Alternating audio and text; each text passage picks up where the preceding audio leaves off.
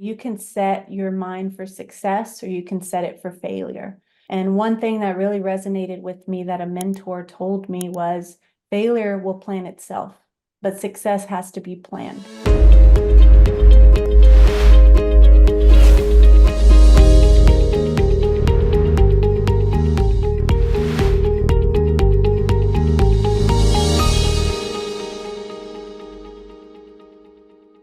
Hello, everyone. My name is Vivi Ofiri, and this is the first episode of Ask the Multifamily Expert. And the reason why we took this initiative to start doing this is because of how I started my journey in the multifamily space. For some of you, you know that I started without money. I didn't have the money to do the mentorship event. So I decided to go to YouTube. And for the fact that, yes, I went to YouTube to learn some things, it didn't give me that expertise I would have loved to have. I didn't have access to mentors. I didn't have access to ask questions. I did it the hard way. I had to start doing these deals myself. I was making a lot of mistakes, although I learned the lesson, but that was a longer route. So we're doing this event to encourage or help people grow in the multifamily space, to have access to experts that are in the field, ask questions live, and continue your multifamily journey. So we'll be doing this every other Wednesdays. You can come online and join us in this conversation, ask your question. Today, we deliberately are starting with mindset and team structuring because that is the foundation of multifamily. Multifamily can be very challenging. We don't get to hear that in different spaces that we are on, but truth be told, it can be very challenging and you need the right mindset to start with. And who other person can we have on our live event today other than Angela G. Spot to answer your questions on mindset and team structuring? So without further ado, I would like to give Angela the opportunity to tell us who actually is Angela G. Spot. Thank you so much for having me this afternoon. I'm here in Houston, Texas, and I truly adore what you're doing for everybody else because, as you mentioned, it's just having access to the right information. And a lot of people don't have the money to invest in themselves to get educated on this topic. So such an honor to be here with you, first and foremost. But my name is Angela Gonzalez Sport. I'm a real estate investor, a first generation real estate investor. I'm a mother of 5, blended family. I'm happily married. Again, I'm here in Houston, Texas. I am a life coach. So I'm a certified life coach. And I have 13 years in the corporate background. So prior to stepping away from my corporate job, I decided that I also wanted to give back to others. And that's where I, dabbled on the path of becoming a life coach and empowering women to reach their full potential. So again, thank you for having me, BB. Thank you for coming. Before we start with the question and answers, I just want to lay a foundation on why the mindset and team building is very important. Mindset has a lot to do with how you go into a deal and all that. So let me just go straight into the questions. And we actually received one question from someone offline, and she was asking, she said, "Thank you for this opportunity. As a female entrepreneur transitioning from corporate America, I've longed to venture into independent endeavors with a mention for managing multiple roles. What guidance can you offer to ensure success across various projects? While I understand the efficiency of focusing on one task at a time, I also recognize the importance of seizing timely and impactful opportunities in my new career. How should I navigate this balance to avoid losing sight of my purpose with enhancing my business and personal brand?" I know it's a long question, but I know you understand it.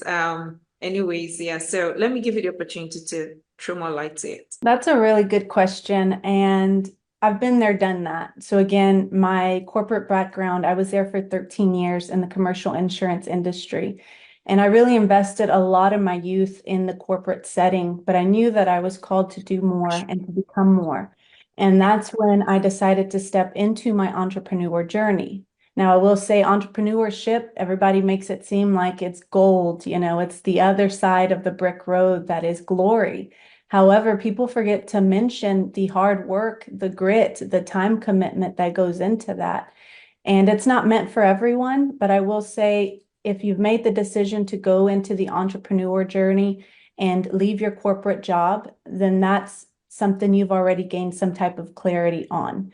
With that being said, I realized that a lot of the development that I've learned in my corporate setting, applying that to my entrepreneur journey and business setting really paid off.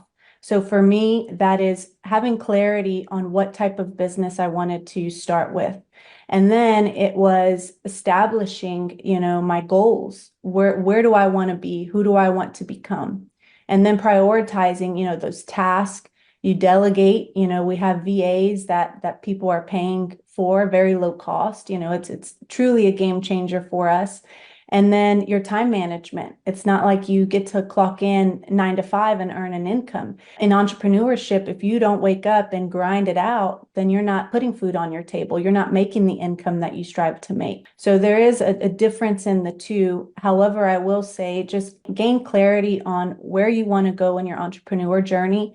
Set goals, set your daily targets, give yourself grace because along the process, again, it is hard to be an entrepreneur. But as long as you give yourself grace and you're working through the process with yourself, continuing to learn and develop, you should be good to go. Now, in regards to your brand, perfect example is your brand is yourself. You are your brand. So what do you want to put out there to others? What are your morals? What are your ethics? What message do you want to come across to your audience that you're trying to attract? Ultimately, it is being genuine with yourself, getting in tune with yourself, so that way you are coming off as, again, your brand, and it doesn't fluctuate. So it's consistent with who you are. So that's my piece of advice to that lovely question there. Let me ask you a question based on what you just said. We know multifamily has different multiple roles. I know that. So for Melissa, I think she was considering like because she has multiple abilities to walk through different roles, will it be ideal for her to really do that in multifamily? Yes, so if you're looking to get into multifamily syndication, leaving your corporate job to get into multifamily syndication, just be mindful that it is a full-time job. So with multifamily syndications, there are several different roles that you can fulfill, starting with your strength. So if you're looking again to join a syndication, what is your strength? What can you contribute to a team? My background was operations and processes and management, and as well as learning the underwriting. So I was able to contribute in multiple different roles, but I will say get clear on what role you're looking to pursue in multifamily syndications. And then the next part is networking, getting to meet other syndicators, see where their gap is, see where you can fulfill that role and responsibility on that particular team. Thank you so much for that. The next question is, can you explain how thinking positively can help you reach your goal in syndication? Yeah, I think when you start thinking positive, your whole life starts to transform. Aside from thinking positive, it's believing in yourself and your dreams and your goals. And, it sounds cheesy when you've heard it said many times, if you can think it and if you can dream it, you can achieve it. It's as easy as that, but it is a mindset shift from changing that negative mindset to a positive mindset. And then from, just not being grateful of current situations that you're in to really seeking gratitude in every situation.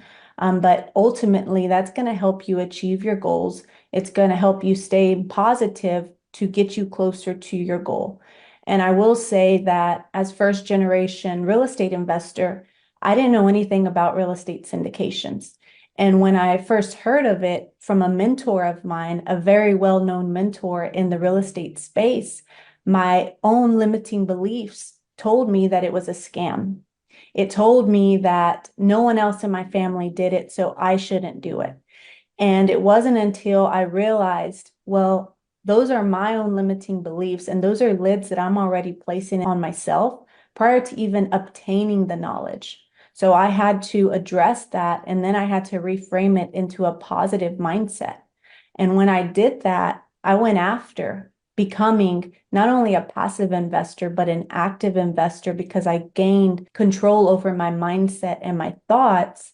And I went from knowing nothing about real estate, and I say my husband too, I'll give him credit, to being under contract 3 months after joining a real estate mastermind. Houston, it was a 16-unit property. And had I not gained control of my limiting beliefs, the lids that I was placing on myself, to overcome that, to be able to see success on the other side, I would have just put it away and tucked it away and said, you know what, this isn't for me. But you really have to seek positive moments in your mindset and seek gratitude and just go for it. I remember when I wanted to start my multifamily journey, and my limiting belief was, first of all, I do not look like those people. I do not speak like them. I do not sound like any one of them. How do I overcome this limitation? Would they even listen to me? So these things were already getting to my head. So I appreciate the fact that you are making people understand that there are limits, but your mindset needs to be right. You don't have to allow those things hinder you from achieving your goal. The next question here is, what specific roles and responsibilities do team members have in a syndication business? So now we know that syndication is a business. It's not a typical single family. And that's what we need to clarify. It's not a one-man show. It's a teamwork and a team support. So what are the different responsibility and roles? Because I know you've helped so many syndication team build that structure. Syndication is structure. So what are those responsibilities and roles required in a syndication? So you're spot on with that comment. I just want everyone to know that if you're looking to get into syndications is absolutely a business. You will be starting a business. It's not, let's get together with 10 individuals and just purchase real estate. It's more than that. So when you're looking to start your syndication business or get in a syndication team, truly is a team sport. So I love saying that real estate is a team sport.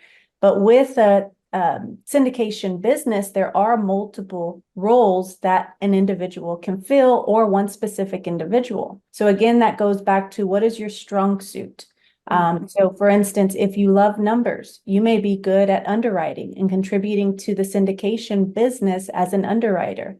Maybe you're a people person. Maybe investor relations is where you should be because you love to talk to people.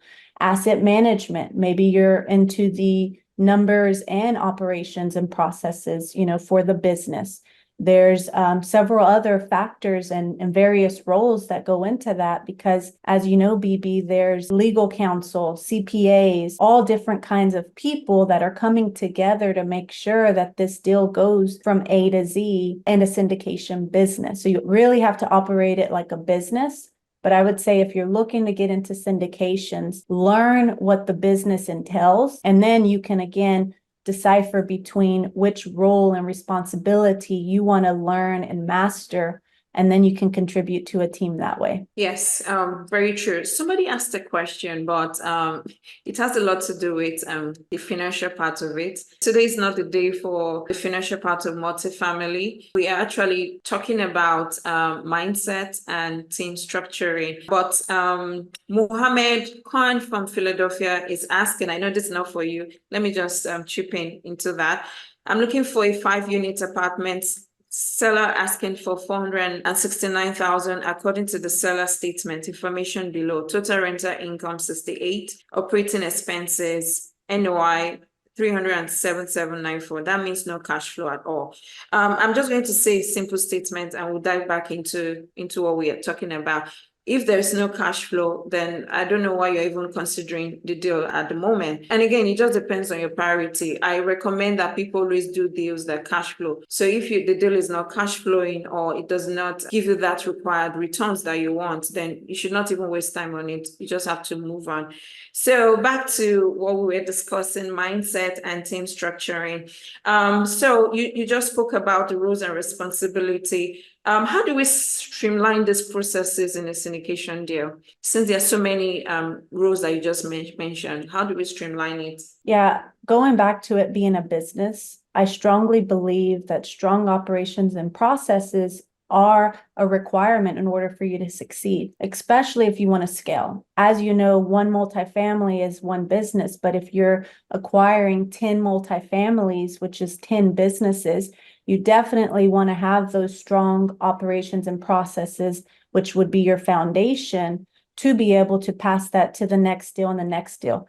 And aside from that, teaching your people, teaching your team. So it's involving other people, but you have to start by knowing the process, creating the process, training on the process. And if that looks like you creating SOPs, which is standard operating procedures, or a handbook, or, for me, I'm very visual, so I like process with pictures, whatever that looks like for you and your syndication. I strongly would recommend that you have your operations and processes in line, and you create this with your team. So that way, whoever is new to your business, you're able to not only provide them with the resource, but you can train them A to Z on the process. And when you're doing that, seek continuous evolvement and always reevaluate what you're doing today, because that may change, in 5 years, especially with technology and AI. Exactly.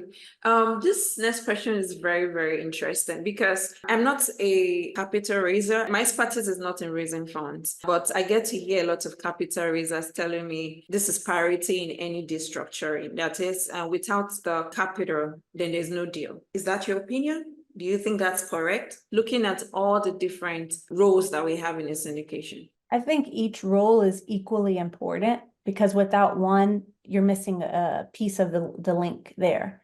Capital raising for sure is a high priority, because without capital, you can't close on the deal. So what's the point of having your KP? What's the point of having the actual deal if you can't close on it and you can't get money in the bank to transfer?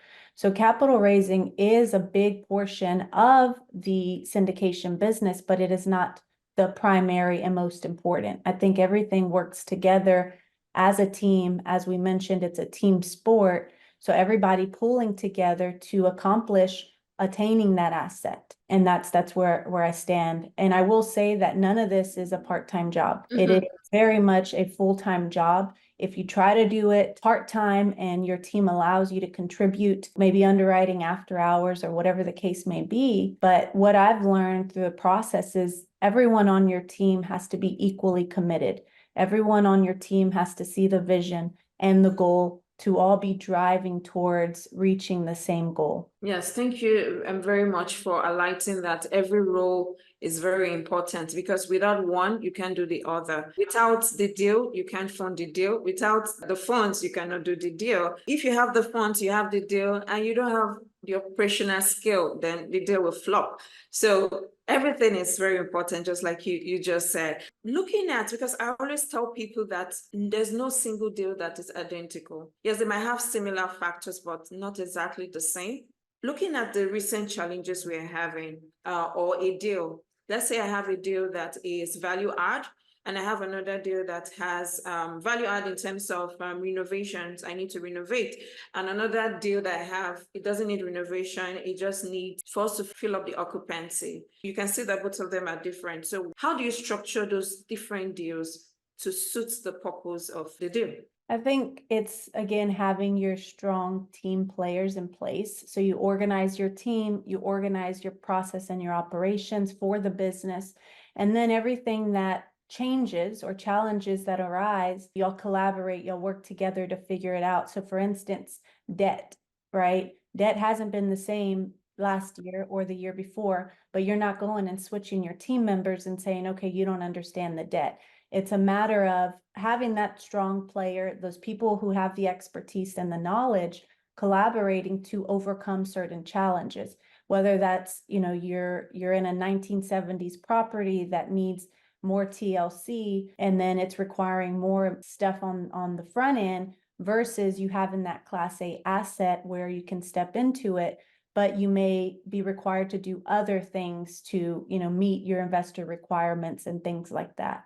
So it's just having those strong team players, and then just evaluating what needs to be assessed, and then how do you pivot, how do you change through that process, if that makes sense. Yes.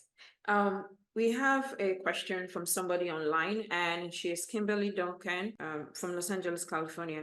She said, as a beginner in multifamily, how can I, as an investor with growth mindset, navigate challenges like market fluctuations or property management issues in multifamily investment? Yeah, I think that's a loaded question too. I think, again, mindset is what you're willing to overcome, how you're willing to master your mindset, seeking positivity in every situation, and then looking at that growth mindset. For instance, okay, here is the challenge, but how can I find solutions to this specific challenge to overcome that challenge? Because, whether that is the asset that we're looking at or the debt or our investors holding on to their capital because they're afraid of the economy at the moment or inflation.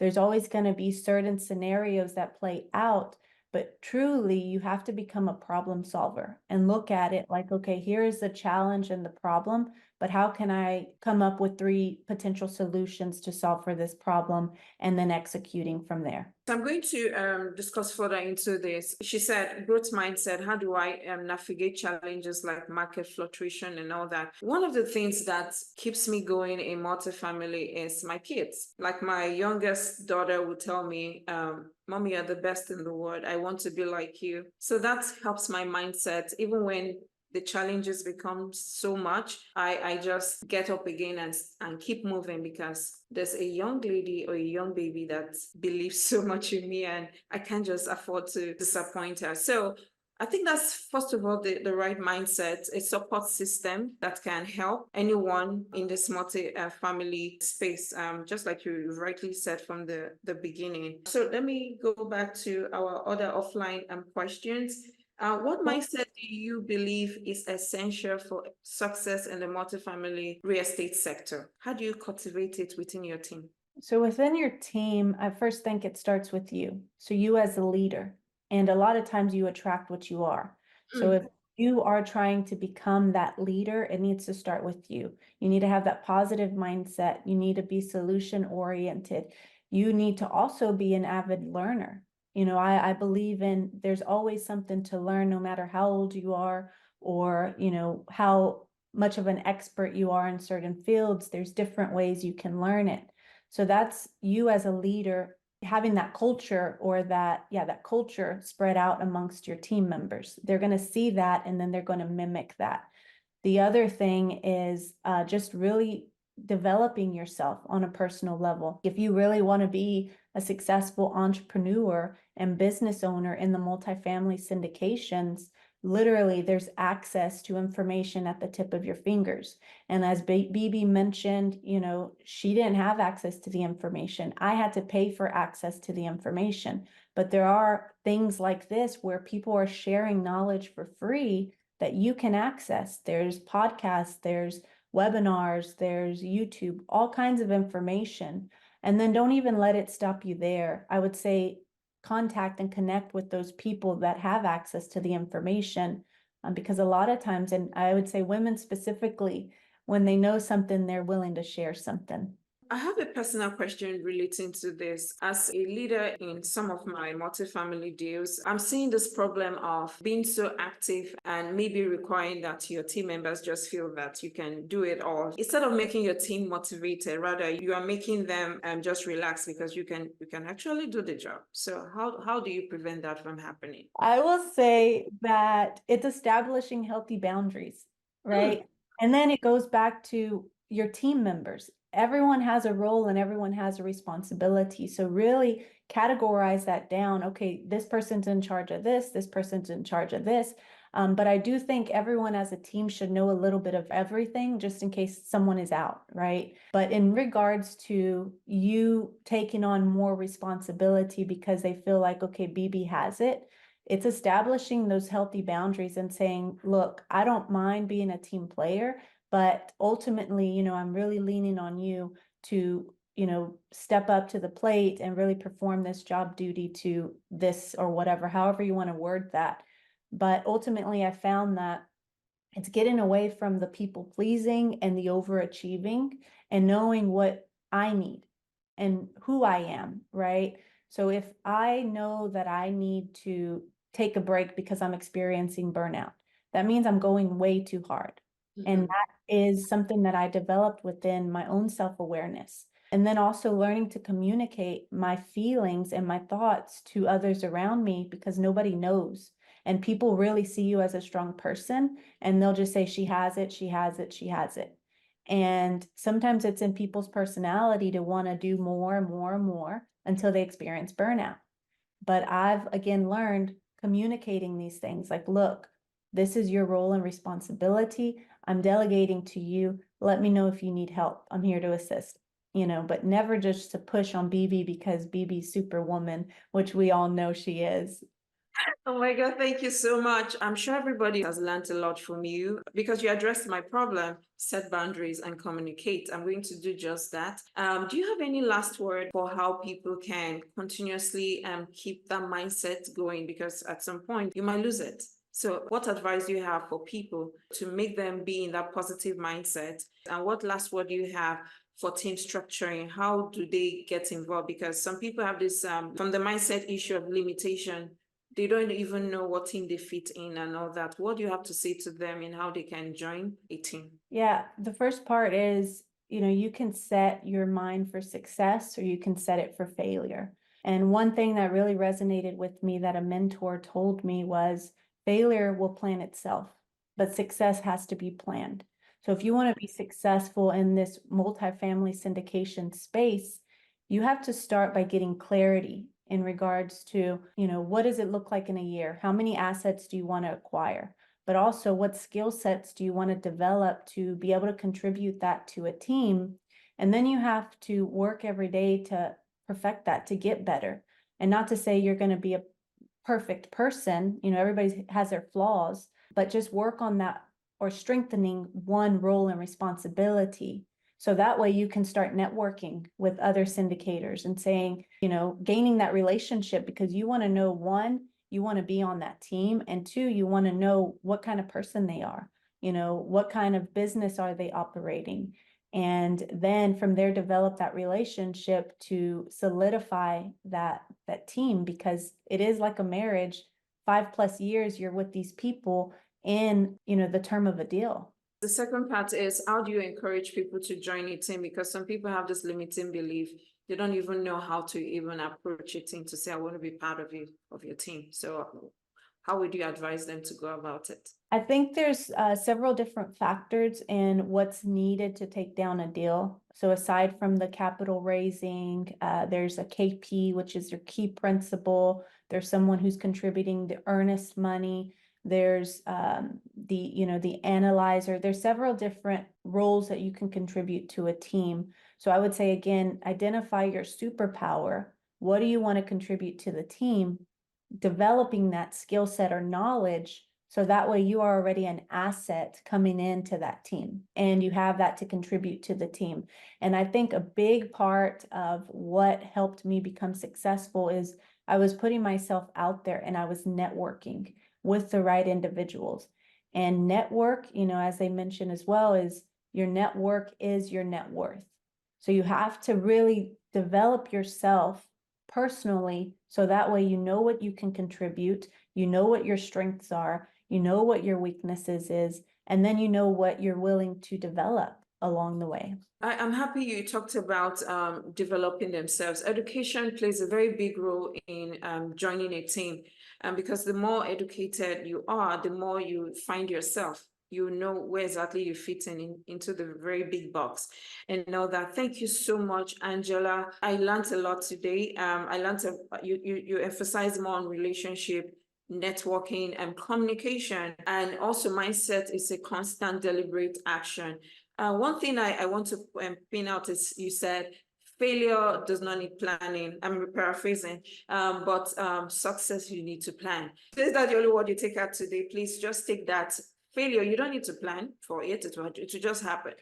But success is a deliberate act, and just that is the way multifamily is. It's a deliberate action every day, each day, one step at a time, with commitments, with whatever you believe in, faith, anything you believe in, you just have to take it one step at a time with the right mindset, with a support system. Who are the people supporting you in this journey? You need them around you right now. Thank you so much, Angela, for taking out this time to educate us on mindset and team structure. How can people connect with you? What are you doing right now that people can reach out to you and be a part of? Thank you, Bibi. I appreciate you allowing me to take this time and actually reach out to your audience. But if y'all are wanting to connect, you can reach me at angelagsport.com. And I actually have, because I went from being a passive investor to an active investor, and I learned a lot. But again, I decided to pivot. And so my calling and purpose is really empowering women to reach their full potential. I am happily married, so I do support men as well. But if you can go to my website and you scroll down to the website, and if you want to send me an email and just comment in the subject line ebook. When I was starting my multifamily syndication journey, I realized there was a lot of gaps, and I created an ebook, and it's 5 pillars of success for the multifamily syndication. And that's actually where I met Bibi. So just thankful for showing up and really giving back to people. But I will give you that ebook for free if you want to send me that email.